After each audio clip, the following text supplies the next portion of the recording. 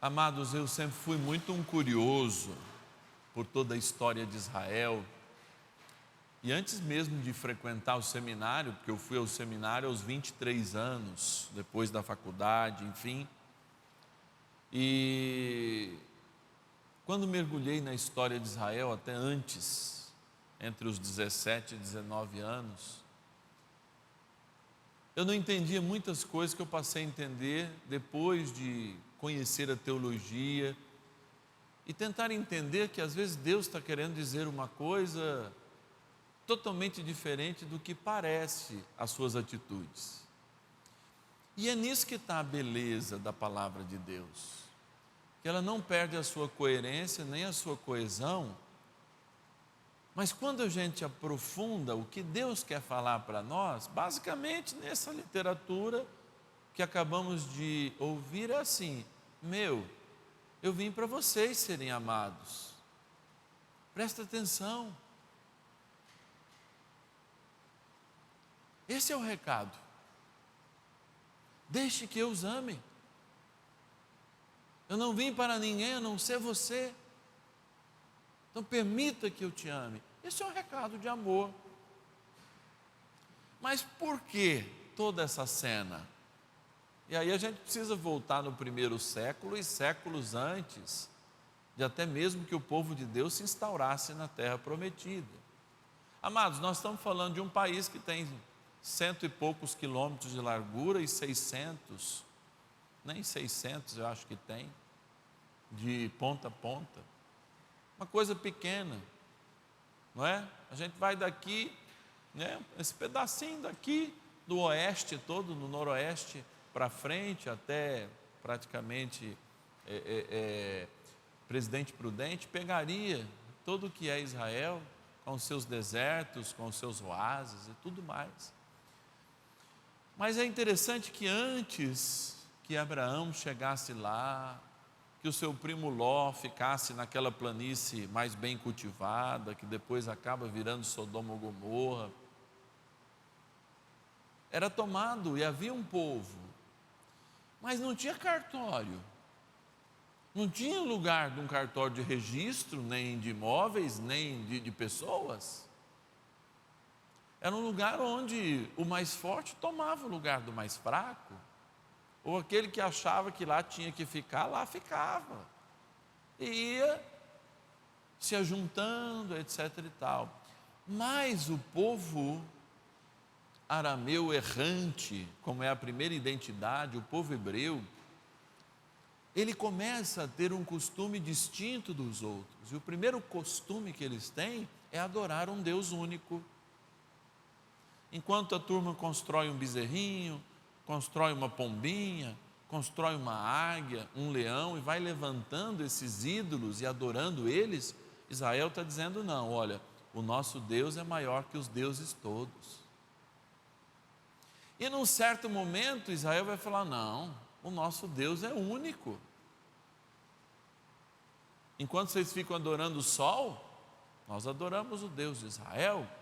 Enquanto vocês ficam construindo palácios e templos para a lua, o nosso Deus é o sol, é a lua, é o universo, Ele que criou e juntou as Pleiades e tudo mais. Então, Israel vai se identificando primeiro num Deus, e depois a experiência de Deus vai dando a Israel costumes, sobretudo higiênicos, costumes de descansar uma vez na semana, e isso vira lei. Olha, se todo mundo é escravo, e há um grupo de escravos que descansam uma vez por semana, o que acontece com eles? Eles são mais sadios, eles duram mais, eles têm condição de namorar mais e terem mais filhos. Se aquele mesmo grupo que preferem morrer a não descansar no Shabat, eles também se identificam com um jeito de limpar os copos, de limpar os trem, como a gente fala, de tomar banho regularmente, porque a gente aprendeu a tomar banho só com os índios todos os dias. Se eles vão tendo costumes sanitários, a vida deles vai se alongando, e eles são um povo que, mesmo não sendo tão forte para a batalha, porque Israel nunca foi um país, um estado belicoso, Israel vai se identificar pela durabilidade, pela bênção de Deus que vem através dos filhos, por ter menos mortalidade infantil e tantas outras coisas. Isso eu estou falando há 4.000 anos atrás. Então eles conseguem se identificar como povo, e aí quando voltam do exílio como Israel, e nas 12 tribos ali instauradas de fato, se identificando com um Deus que os abençoa através dos seus costumes.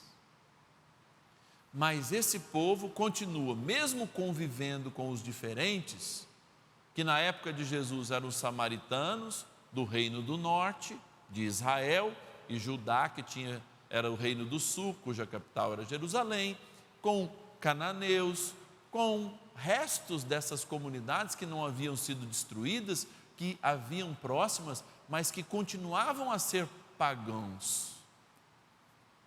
Então o que Jesus está dizendo assim: olha, eu vim para aqueles que receberam a revelação de Deus, do Deus único, que ganharam esses costumes, que conseguiram, mesmo sendo fracos na guerra, mesmo sendo pequenininhos, conseguiram ultrapassar o tempo por causa dos costumes que Deus lhe deu, por causa do jeito de lavar a louça, por causa do jeito de abluir as mãos, de lavar as mãos, que preservou a saúde desse povo, que deu mais tempo de vida, possibilidade de ter menos mortes entre as suas crianças, mortalidade infantil, e fez-os chegar fortes.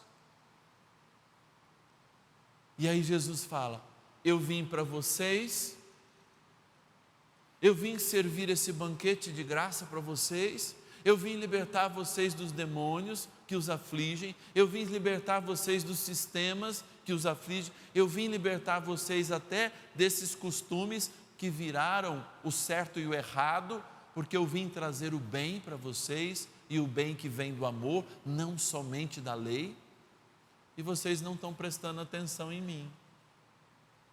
Mas uma cananeia, que é inimiga histórica da gente, que arrogava ser dona dessa terra, que os nossos pais venceram e tomaram desse povo, ou seja, o vencer era um sinal de que Deus havia dado de presente aquela terra.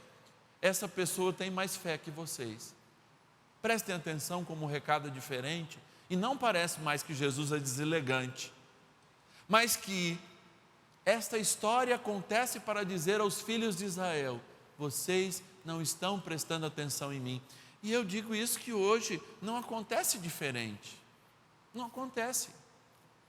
Imagina se Jesus viesse corporalmente falando, não só na Eucaristia hoje, como seria a nossa relação com Ele? Ele ia dizer para você que está em casa, ou você que está aqui no santuário: será que esse banquete que eu preparei para você, você tem aproveitado ele todos os dias, ou no mínimo dentro das tuas possibilidades no domingo?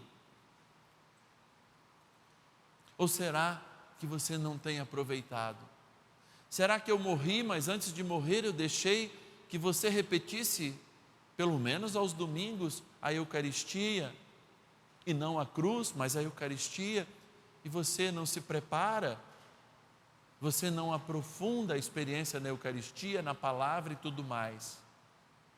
Vejam, é como se a gente tivesse ganhado uma herança e não ido atrás. É esse o recado que Deus está nos dando. E eu me arrependo profundamente de inúmeras vezes que eu perco, pela falta de fé no meu Jesus, e fala: padre, o senhor é padre, mas faço uma confissão comunitária. Eu perco de mergulhar totalmente na Eucaristia. Isso acontece em raríssimas vezes, mas às vezes acontece por causa do cansaço, por causa do excesso de problemas, que não é porque a gente é padre, vocacionado, que de fato a gente está imune a todos os problemas financeiros, de família, de dificuldades, de doenças, de enfermidades. Não, não está. Mas quando eu ouço esse evangelho de alguém que, entre aspas, não é merecedor,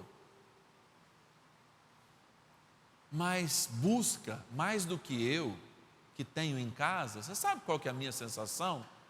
É que muitos de nós morrem de sede debaixo de uma cachoeira, porque põe uma capa de chuva e se esconde da água que corre.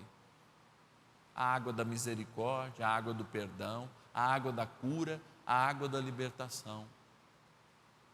Então, ao ouvir esse evangelho, Jesus está dizendo: olha, a vocês que estão debaixo da cachoeira com uma capa de chuva e não bebem da água da vida que sou eu. É isso que ele está falando, em outras palavras. Por isso que todos os dias nós devemos primeiro ser gratos. Gratos porque existem bênçãos acontecendo na nossa vida que a gente não enxerga. Existem livramentos acontecendo no mundo espiritual nesse momento que só daqui a alguns anos nós vamos perceber. E existe um Deus falando que nos ama, e nos ama com toda a força e profundidade todos os dias, quando a mesma cruz é repetida neste altar, o mesmo sacrifício. E Ele não nos pede sacrifício, mas nos chama para um jantar. Nos chama para ouvir a palavra e nos chama para doar-se a si mesmo como alimento. E talvez então a gente precisasse de fato de uma profundidade de espiritualidade muito maior do que a nós temos.